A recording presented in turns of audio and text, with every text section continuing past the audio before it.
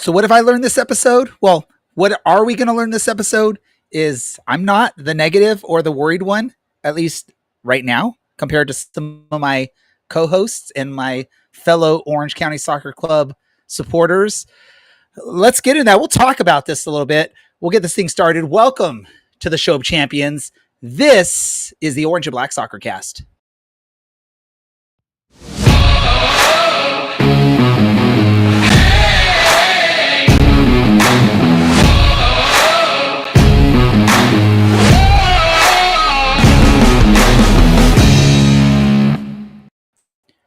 How's it going, Orange County? Welcome to another episode of the Orange and Black Soccer Cast, the first and only show dedicated to Orange County Soccer Club, its fans, and supporters. I'm your host, Ray Samora. I'm here to take you through this positive journey as we discuss all things Orange County Soccer Club. We got some help from some familiar faces in this episode. First, Dylan. Dylan, are you on team positive or team negative this week? I'm not going to be positive about the result, but I still believe it's not time to panic. I do like that you're like, let's be positive, and then you bring me on. So, show's already derailed. Well, we're gonna do this because you're probably on the more positive side than the next person that's helping us out today. After a long break away from the show, we got Brad. Brad, I already know your answer, but are you on team positive or team negative right now? You know, I stand behind what I said in the pre-show. For those of you guys who don't sit in the lobby with us here, I said good teams make their own luck, and we don't seem to be making our own luck. Well, I will agree with you 100%, Brad, that this team is not making their own luck. They're actually not even making their own what you're supposed to do when you're playing this sport. And we saw that this past weekend, just like we've seen in previous matches. This past weekend against New Mexico, a 3-0 loss for Orange County for the good guys at home. But again, I'm going to go total positive mentality on this. If not for some just poor attempts in the first 20, 25 minutes for Orange County, which I feel like Orange County was dominating in the first 20 to 25 minutes of this match, or at least were the better team on the pitch. If not for a couple just unlucky handballs in the box from Coa Santos, and on the third goal, even a misplay by Coa Santos. This result is totally different. I think if Dunbar scores on that shot he has early on in the match where it's a wide open net, and for some reason he takes 3 extra touches on the ball, if he just drives into the back of the net, we score there. This is a totally different match. I think Orange County comes out victorious. I agree with Brad. Good teams make their luck. Good teams score when they should. We didn't do that here. But there's a lot of positive to see from Orange County in this match, even in a 3-0 loss. Dylan, okay, after I've gone through the positive stuff, let's get into Dylan and Brad's negativity here. Dylan, what are your thoughts on this match against New Mexico? Let's talk about it. Go for it. Sure. I don't think I've seen an Orange County player gift the opposition 2 goals since Albie Skendi last played for Orange County, which was, of course, against Sac Republic. Brad's loving that one, and I'm sure you at home are too. We had the opportunity to make this count early on. We didn't make it count, and it was poor. It's not the worst I've seen them play. I mean, I've seen them completely give up. I think they completely gave up when Paul Hardiman departed the club. I think they gave up on Braden Cloutier as well when he departed the club. Honestly, it felt like they had given up on Richard Chaplow shortly before he left the club as well. So it doesn't feel the same, even if the results have been really bad lately. At some point this season, we'll maybe see shutout Shuttler. It just doesn't feel like it's going to be anytime soon. And I don't think that's his fault. And part of that is I was going to say part of that is the struggles this team is having on defense. I know if you listen to the stream, if you're watching the stream, they were talking about how Coach Stone mentioned the loss of Grayson Duty has been a tough one for the team. That was someone I think they were really counting on to perform and be a key part of that defense. And obviously with him injured, it's tough, and nothing against Coa Santos, but it's hard to jump in mid-season to get on that. I see Brad's camera went off, but maybe he's ready here. Brad, I want to get your overall thoughts on this match, but I also want to find out from you. answer this question. Is this the best 3-0 loss that you've seen from Orange County recently? How many 3-0 losses have we had this year? That's a very pointed question. I'll just kind of break it down a little. I don't think I can't really attest to the entire second half. I was on a flight. I kind of missed it except for the replay highlights. But the first half, I got to see more than enough. We're not making shots that we should. We're making Shakes look so much better than I think he is as a player. He made some outstanding saves, yes, but we need to be, taking a lot of these extra shots and burying them instead of just kind of shooting them straight at him. All right. There we go. Let me ask you this question, Dylan. Yes, Raymond. Okay, I just wanted to make sure you were there. Let me ask you this question. Do you think, being that it was a 3-0 loss for Orange County, does that scoreline represent what you think the performance was on the field for the team? Yes. I know we had a bunch of shots on target, and I do think Shakes had a great match. And yeah, some of those shots are easy saves, but also, he barely plays, and Tambakis is normally there, and he gets thrown in because Tambakis is suspended. And, well, hey, he earned himself a shutout, so he's doing something right. But this is fair because we didn't do anything in the second half, really. And okay, yeah, we don't deserve that. I mean, as soon as it hit 3-0, I just thought, obviously we'd get fined, but we could have just saved everybody 90 minutes and a bunch of running around in the rain if we had just not even bothered playing, which is the second time, I think, this season that I've thought that. So it's not going. Yeah, the weather definitely played a part in this match. I think I don't know if anyone took tally. Maybe producer Andy. Oh, he was busy this weekend, so he probably didn't get a chance to. I'd love to know how many players lost traction or lost footing in this match, because I feel like every couple minutes you saw a player slipping and sliding, going down. All right, let me get into this. I know I'm super positive on this team right now in this episode, at least, but I do want to talk about this because I obviously players need to finish and score, especially when they're giving golden opportunities, which we talked about. Cameron Dunbar, he wasn't the only one. He wasn't the only one that missed some pretty easy shots. We saw, I think, Kyle Scott sort of try to finesse a shot past the goalie, and it was an easy save. We saw Liam McKinnon decide he wants to try and blast the ball past the face of the goalie for New Mexico, and that was a very interesting scenario in the match. I mean, it looked like the New Mexico goalie got knocked out. It's almost like I wish we had the clip of Chris Tucker from the movie Friday that we could play right over that portion of the highlights. But there were multiple players from Orange County that just decided they were going to make it a little easy, I guess. I feel like that was the thing. And I know that's what Brad's sort of talking about, is good teams make their own luck, or good teams, score when they should score, which I think Orange County easily should have had 3 goals in the first half if they're just taking smart shots. I just recognize Cameron Dunbar because that was the first one I saw. And that was sort of that shot where you're like, okay, if this is what's going to happen tonight, this is not going to be a good night for Orange County. Brad, were there any positive signs that you saw from Orange County in this match, or that you can think of? And I know you said you didn't see the whole match, so maybe you can't relate to the second half. Was there anything that you did see, though, that you feel was positive? Yeah, I mean, I'll talk about, since I also missed last episode. I'll also allude to the game prior. Kind of in our Twitter X post that we had posted after the game, where we usually give like 1 or 2, statements or words about how it went. I said more does not equal better. We had 22 shots in that game, and I thought we looked absolutely lights out, except we couldn't turn the light on to score a goal in that game.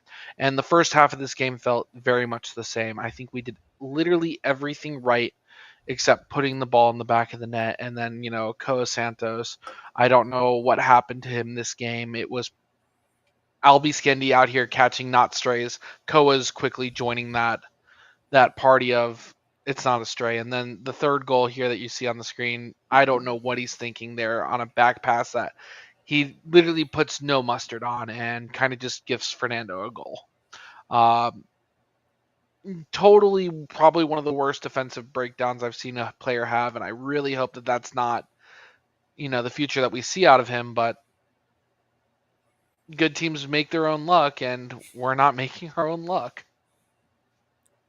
All right, Dylan, I'm going to have you play Coach Stone for a moment here.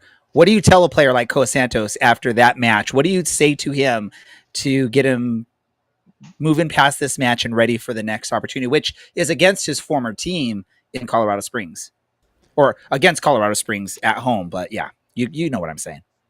Yeah, I don't have a coaching badge, or honestly, nor do I have the person skills to be able to manage that situation. But I think you have to actually talk to Pedro. I mean, he has to know what he's going to do next. And so he either has to say to Pedro, keep training, the spot's yours next week, and tell Santos, you're going to sit, take a break, you're still in the plan, whatever that may be. But he's got to figure out who's playing next, first off. That's kind of the biggest thing. Is it bad performance? Yes. Is he unlucky to slip and have a PK called? Yes. Does he need to do better on that last goal? Yeah. I think you bench him. You'll get your chance again. But right now, it's time for Pedro to, earn his shot. We've seen this in the past. Kobe Henry had a rough go for a while. He got dropped. Joe Amico got dropped in mid 2019 after a particularly bad match, which I believe was against Portland. Missed a week, came back, and then kept Kevin Alston out of the team for a while. It's up to him. People have described him as a good player and someone that's going to do well for Orange County. If, again, we look at this average kind of positioning thing, he is kind of stuck out there. And obviously his issues this match were just all going backwards. Oh, well. Life goes on. I love Dylan with a Tupac quote there. Yeah, I mean, I think, I'm sure we've got a title for this one, but the Charlie Crockett song, Good at Losing, would also work for Orange County at this point in the year. Maybe a Rowdy's podcast wants to take that one from me. Beloved New Mexico fan and friend of the show, Chris Walker, has some thoughts that he texted me. I forgot to get him on tonight, so that's on me. Sorry, Chris. He says, while the scoreline 3-0 from a New Mexico standpoint, they could be happy after two grueling losses, he doesn't think that the win resolves the underlying issue of quality in terms of possession and distribution. I did watch them pass through the Orange County lines a handful of times, so I think maybe he's being too critical, and maybe we're being too critical. He doesn't think that New Mexico really would have found that third goal, and he thinks it really would have been 1-0 without those two penalties, which I'm inclined to agree. If you look at the XG, I think New Mexico had like 2.98 or something like that. If you subtract two penalties from that, that's 1.5, and if you subtract what was probably close to 1 XG from that one, maybe 0.75, we'll say 0.75. They're looking at under 1 XG, and Orange County's looking at 0.98 XG. So this definitely should have been a 1-0 match. Some defensive lapses, some crucial mistakes. It becomes a 3-0 match. To allude to what Brad's been saying, good teams make their own luck, unfortunately. We are right now not a good team. We are not lucky, which means we didn't lose this match 1-0 or win this match 1-0. We lost 3-0. I feel like Dylan's making an argument for me on this, which I love, because he's basically, first of all, Dylan, I didn't know you could like calculate XG. So we're going to make that an official title for you, that you're the XG doctorate like here XJ on the show. Yeah, I'm XJ? the doctor of the Jaguar Doctor of XG. But I mean, you're making the argument for me that it wasn't as bad as a lot of people seem to think it was. I mean, really, if not for the misfortunes of one Coa Santos, this is a totally different match. And we're looking at, yes, a loss. We dropped points, and last week we did the same. But I feel like these last two matches were quality matches and quality performance for Orange County. We're just not finishing. And I get that sucks when you hear someone say that as a fan, as a supporter of a team. You want to see your team score. It happens, and I think we saw some poor runs last season, and then they turned it around and had a great finish to the season. Who knows how that all works out for Orange County? They will have plenty of opportunity for that. Brad, it looks like you maybe want to jump in and say something, because I saw you go to try and unmute your mic. Yeah, no, like I get it. I'm a critical person. I think the team's not playing horrible. I'm not putting really any of these recent losses on Coach Stone. He's gonna right the ship.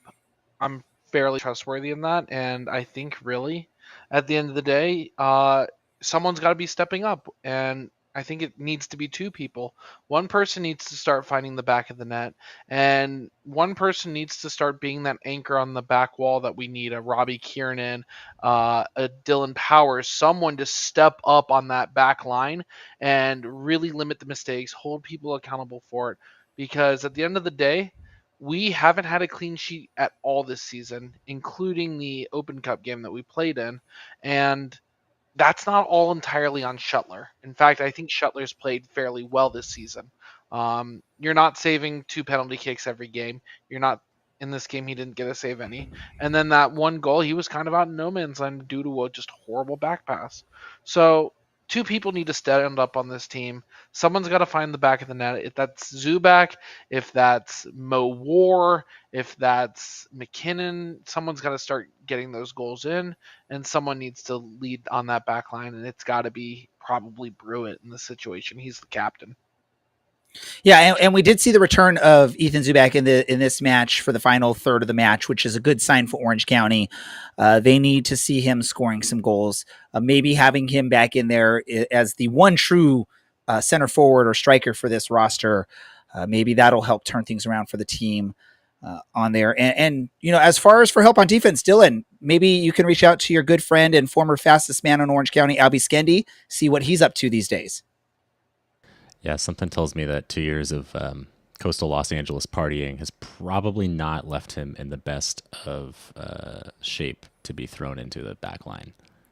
If I had to guess, seeing as his legs were presumably shot halfway through a season with Orange County.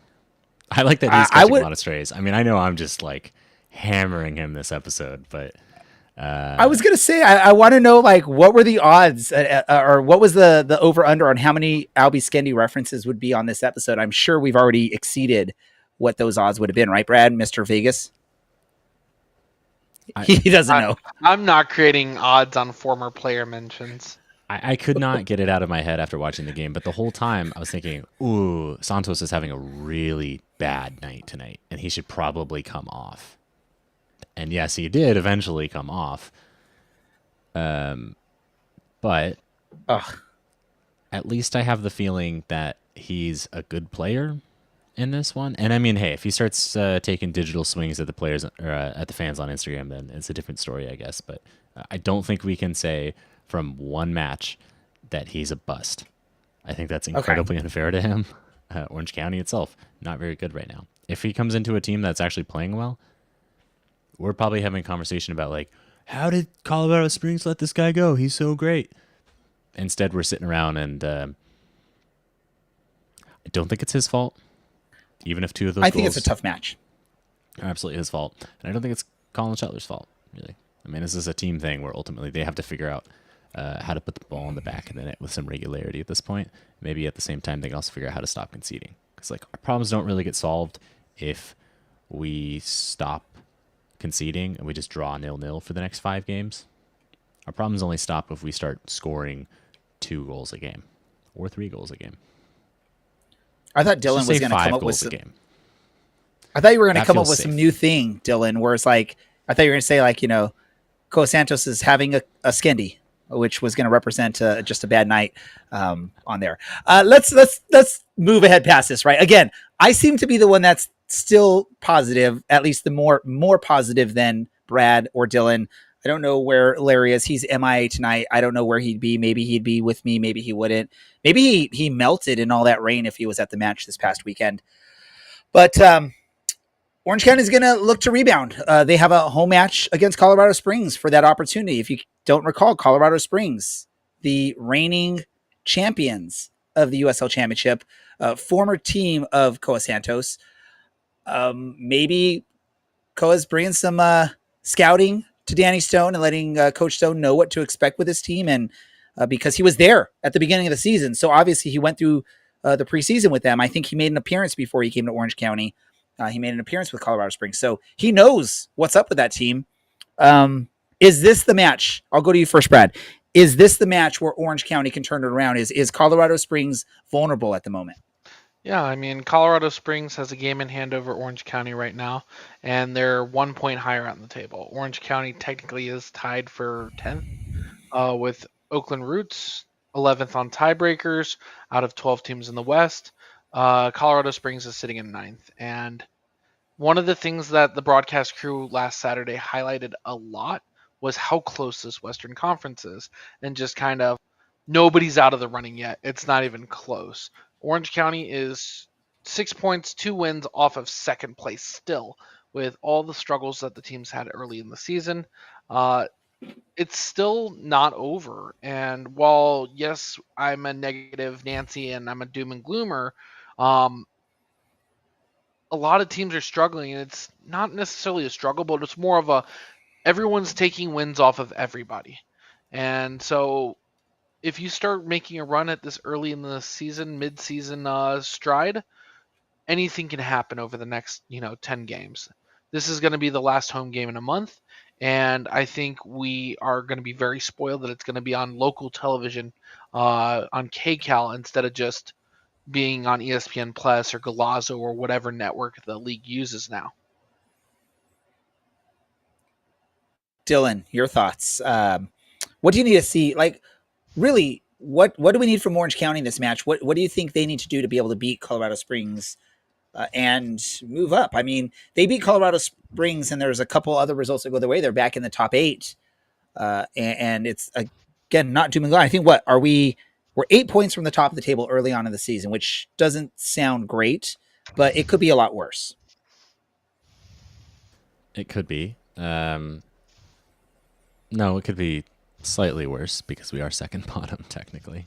So we're right there. But ultimately, I think we need to score 2 goals in this match to have a shot. Wantahata has been kind of a known quantity around here. Orange County native Justin Dillon, I believe, still plying his trade out there in Colorado. I'm more worried about Wantahata. I know Justin Dillon had a pretty good game against us at the tail end of last year. Honestly, I know we talked about Koa Santos, and I can only imagine what Ray's doing in the background right now. I know that we've talked about Koa Santos, getting his chance. I don't think he gets his chance. I mean, I would like to see Pedro in this situation and see what he can do. I would also like to see our front line do something great. I would like to see Chris Hagart. If we're going to talk about players making up for rough performances in the past, it was last year, sure. I'd like to see Chris Hagart really kind of like come into his own and be the late 2024 Chris Hagart that we know is in there somewhere. Whether that means he comes in as a sub because he's a little bit pissed off, or whether he starts just to really give us some control at the top of the pitch, whatever works. And then, of course, putting a couple past Abraham Romero. No disrespect to him. It's possible. It is doable. We've seen it happen a handful of times as he played for Los Dos. Happened a handful of times as he played for us. We just have to score a bunch of goals, to be honest with you. I think I've talked about we can have a shutout, but I don't think it's going to happen this week. They score with too much regularity. Well, obviously, if you score a bunch of goals, it makes your chances better for a result and the full 3 points on that. I know, really high-level analysis, but if we look at the matches that Colorado played, they scored a goal against the Red Bulls. They scored a goal against Phoenix. They scored a goal against Pittsburgh. Last time they were goalless was a 0-0 draw against Vegas. They tend to score pretty regularly, so it's going to be a shootout, I think, which is, again, the way that the team was set up at the beginning of this year. It just hasn't clicked yet. Brad? Yeah, no, I agree. I think when we highlighted the team early this season, Liam McKinnon, Ethan Zubak, Mo War, a lot of offensive firepower that we haven't seen since Milan Iloski left is in this lineup now. And someone's got to step up. We got to be producing that offensive firepower that we've been expecting since the beginning of the season and start finding our own luck, finding our own shots going into the back of the net. Someone's got to call their own number here. You know, possibly a way that the team can find some luck is if you actually support us and follow us and subscribe to us either on social media, for podcasting, YouTube, wherever it is. Make sure you follow us and you subscribe to us. That might bring some luck to Orange County Soccer Club. I love that my co-hosts are sort of laughing in the background of this, but everyone knows that's listened to the show. I know Dylan knows, and sometimes he gives me a hard time for it, but I'm part of that superstition and luck and sort of doing wonky things that creates things. I've done things like 5-0 predictions for the opponents. I've done things like drinking some pretty good rum during our championship run, which resulted in a championship. I tried recently this season to drink a shot of Malort on an episode to try and bring some good luck, which did not work, and I haven't drank it since. Anyone that knows what Malort is know that's dedication. If you're doing a shot of Malort to try and get your team to win, I know the supporters do that. You only did one, and that's why we're not winning. You have to keep doing it. So go get, yes, ladies and gentlemen, if you are not watching, this is why you watch live. This is why you watch on Spotify. He has get one. the video. Chicago, the Pope is here, and we're gonna do some shots of Malort. I think. I wish I could pass you some Chicago. shots through the stream, but I really can't do that. So, Maddie King is saying, Ray, bring back the Malort. I don't have a glass to drink this out of except for my beer glass. I can mix it with beer, right? I don't know if that would work, buddy. I don't know. We're doing it straight. But then I can't share this with anyone. I mean, then it's my specific bottle of Malort. I can go get my own, but then I have to go downstairs, and that just sounds like a lot of effort mid-show. But too much work. Too much work for Brad to go downstairs. Just if you want to tilt it, you can do it. This is an Orange County thing I've learned, by the way. You can birdie it. Otherwise, I would have just said just pour it down your gullet. I mean, the contents of Malort are definitely germ-proof. I'll put it that way.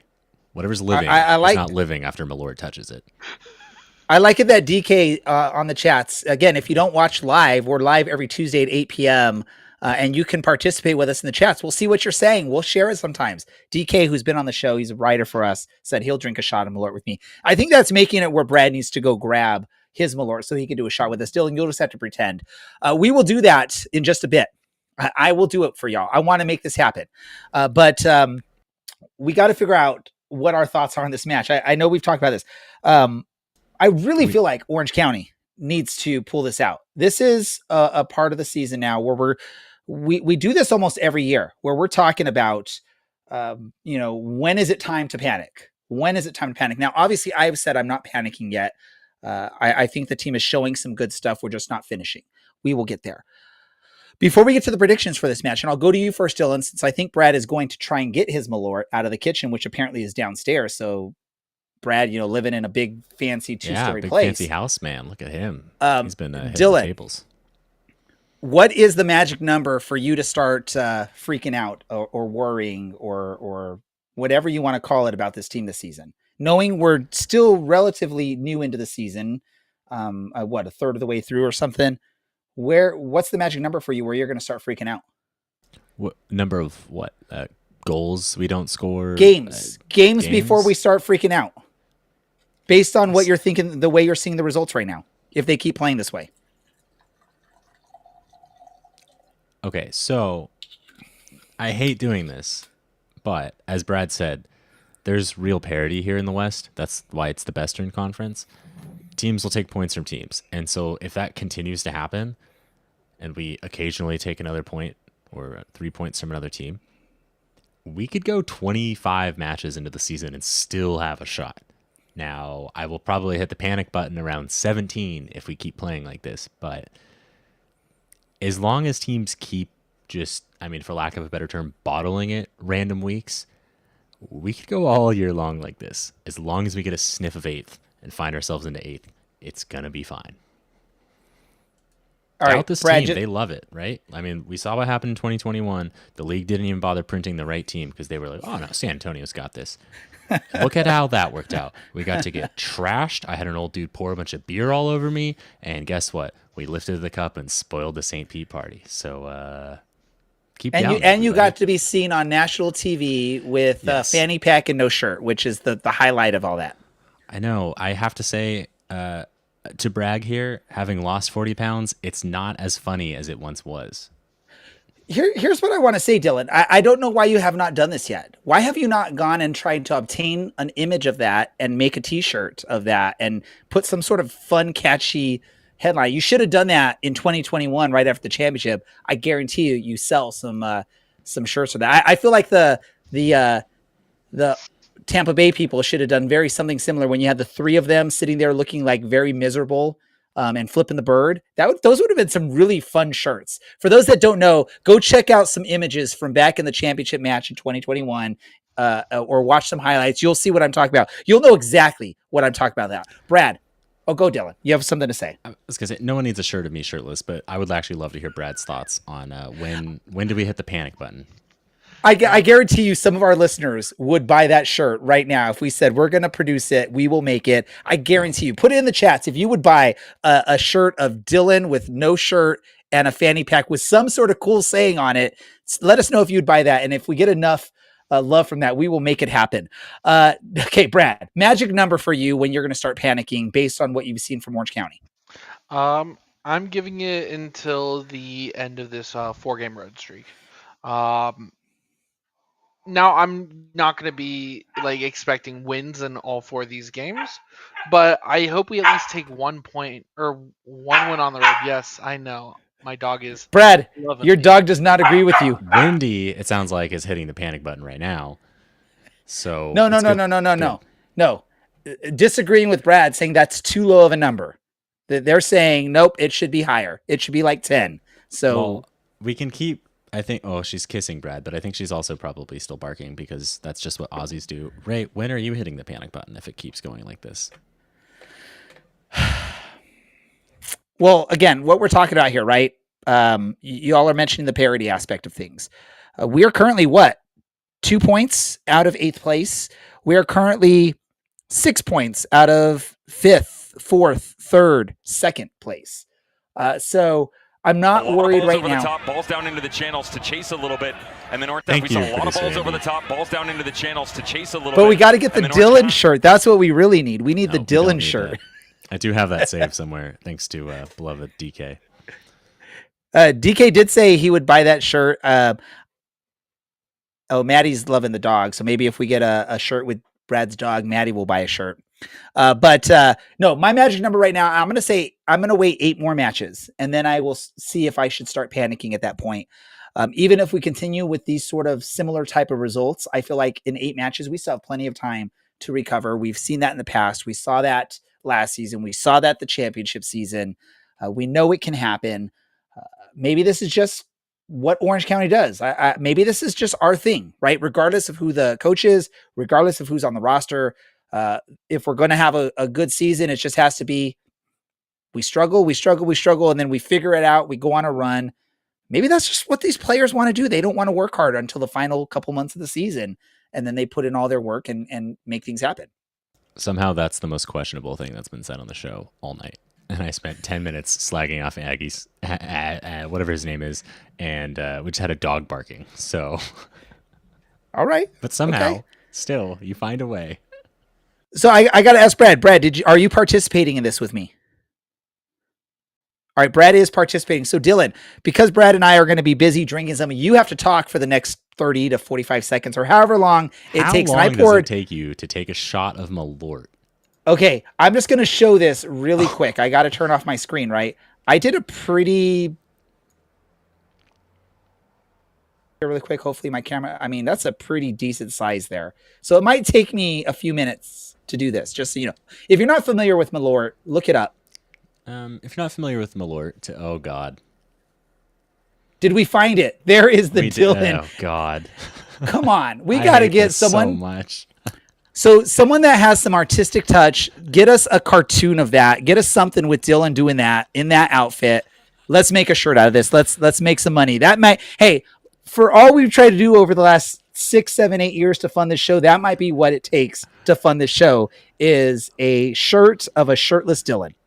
All right. And DK is going to join us. So Dylan, talk.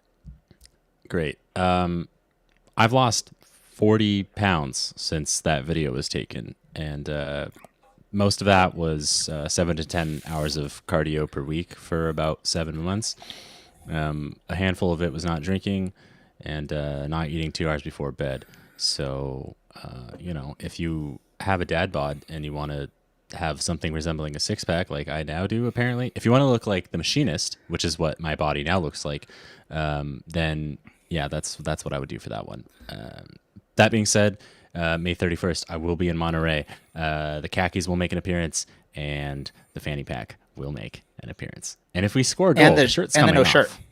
I mean, awesome. Or if we concede 5 goals, the shirt's coming off, and I'm just going to pretend we've scored a goal. So I'd rather celebrate a real one, to be honest with you. It's back. Maybe that's the key. I'll start wearing a fanny pack every Saturday, and I'll just whip my shirt off randomly and pour beer all over myself until we start winning. So you could have stopped talking like 20 seconds ago, because I actually did that pretty fast. I was actually surprised that I was able to drink that. And I love that Brad went straight from the bottle. He probably drank more than me. So good job, Brad. Brad went straight from the bottle repeatedly, by the way. Yeah. Well, I had like 2 shots in the glass. So. Yeah. I had to catch up from his first attempt. Let me say this really quick. I think we need to make this shirt. This is something we have to make happen. We're going to figure this out. If anyone wants to help us produce these shirts, we'll figure this out. This would be a really good shirt. It will sell. Even if people don't know who you are, what Orange County Soccer Club is, or anything, it will sell. It's one of those funky things that will sell. I'm telling you, Dylan. Do you really have thoughts about this game? That's what I'm most curious about. You have nothing. Hey, I said we need to do something here. Let's get our predictions in. Brad, what's your prediction for this match against Colorado Springs? Let's go with something nice. 1-1. I don't think it's nice. He says, let's go with something nice, and then he says 1-1, and he says, I don't think it's nice. I think the Malort is already hitting Brad, so sorry about that, Brad. And that's in the green room, Dylan, so you don't need to laugh at that. What is your prediction for this match, Dylan? I'm going to be an optimist. I'm busting the fanny pack out, and I'll find a way and a reason to rip my shirt off randomly during the middle of the day. 2-1, Orange County. It's not yet shutout time, but we're going to score. And you do know we're talking about the Colorado Springs match, right? So you're not going to Colorado Springs and wearing the fanny pack there. I don't think it matters anymore. Honestly, we're just going to see what... We're going to throw stuff at the wall and see what sticks. And yeah. Well, let's do this. In an episode full of fun stuff, my prediction on this is going to be 5-0 Colorado Springs. And this is going to result in some good stuff. I did a double shot of Malort, and I'm doing my 5-0 prediction. This is working, Dylan. This is happening. It takes a village, whatever it takes. If I can't be there out in the field 2-footing opposition players, then what's really in vogue now is just elbowing them in the head after they've cleared the ball away. Then whatever, I will rip my shirt off and wear a fanny pack. You'll do shots of Malort. DK 2-1 Orange County. Last positive prediction. Let's get the W. I'm with him on that. Freddie Ramirez. Don't forget about Freddie. 0-0. Freddie, honestly, I think I would take it just because a clean sheet. But again, I think we need to score goals. We need to start scoring goals. That's our problem here. We can stop scoring goals in the playoffs as long as we know how to hold clean sheets, but we should score some goals to get to the playoffs. There we go. Well, there we have it. Let's talk about any other soccer stuff anyone wants to talk about. Anyone have other soccer news to discuss? Brad, do you have anything? For the first time in a long time, Everton is going to be finishing well above the line and well above Tottenham. So who saw that at the beginning of the season? I think Wendy wants you to talk about Bramley Moore Hill Dick Stadium or whatever they're calling it now. Yeah, whatever law firm it is that bought the rights. Glad she has something to say. Dog podcast. Andy, producer Andy's up on here. What do you got?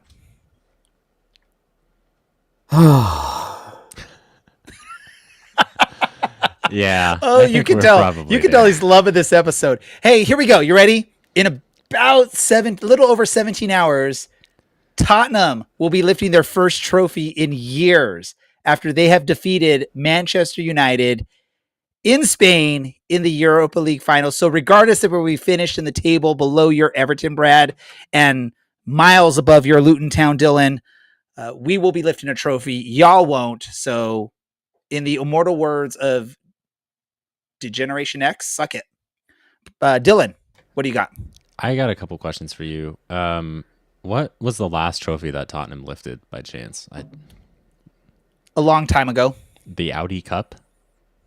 Well, that does not count. I am not one of those Spurs fans that's going to count that preseason tournament that happened. I mean, you have to go back years prior to my Okay. Tottenham fandom. And just so we can really infuriate the Basque people, you don't believe in the Basque country? Is that correct? I Where do you support stand on their this? independence, but right now they are part of Spain, so I'm going to say Spain. But I do support their independence. I feel like people should be allowed to be who they want to be. So Dylan's trying to just get people to hate me, which is what Dylan likes to do. He likes to make me the villain, even though everybody loves Raymond and nobody loves Dylan. Man, how many random references are we going to make on this show? We got to wrap things up because I know yeah, producer what'd you Andy learn? is just pulling his hair out. So what did we learn this episode? I'll go to you first, Dylan. No, I asked you, my friend. Okay, what did Thank I you to learn? Producer Andy, by the way. They won the FA Cup in 1991. There we go. That's the last So you were, trophy. what, 13 when that happened? Look at Dylan's mathing it up today. Not only with my age, but with XG. I learned Dylan should be the cast as the star in Good Will Hunting 2 soccer math. Because we know that that's Dylan's thing there, apparently. So he's going to come up here and say, how about them oranges or something stupid like that to make fun of the how about them apples. Brad, what did you learn this episode? I learned that I gotta let Wendy speak because she has a lot to say. So I'm gonna give this moment to her. Do you have anything further to say? Back to Stage you. fright. Now, Stage fright for Wendy. She don't want to say anything anymore. She's like, wait. I don't want to be on camera. I just want to be off camera making all the noise. Dylan, what'd you learn this episode? I learned that I'm maybe a little more optimistic than I thought I was. I learned just how chaotic this could be, and things might be going poorly, but we're still having a good time. So let me put it this way: I was not looking forward to the show Saturday night when the game ended. I sent a bunch of texts that I cannot repeat on the show to a handful of people. And in the end, you had Yeah. fun. And in the end, we're having fun. So we've won some years. We've been really bad some other years. Usually it's somewhere in between. Usually we go on lots of runs. So, And keep the regardless faith. if we're winning or losing, we keep doing this and we keep talking about it. We keep having fun. We love having y'all participate. Apparently, though, I don't know if it's because of my Tottenham support or what it is, but Maddie wants me canceled. And No, it's poor of Maddie because your, refusal to support Basque nationalism. Oh, okay. Well, I was going to share a Capelli update, but I guess Maddie will not have to hear this because she's wanting to cancel me. So we will move past that. With that said, I don't think anyone else has anything else to say. So we're going to wrap things up. I want to thank everyone, including my co-host, Dylan, Brad, producer Andy in the background, all of the people listening to this episode, participating in this episode. Hey, this is the Orange and Black Soccer Cast. We are... Wait, hold on. We got to pause. Dylan's trying to get that shirt off really quick. He can't make it happen. So we are out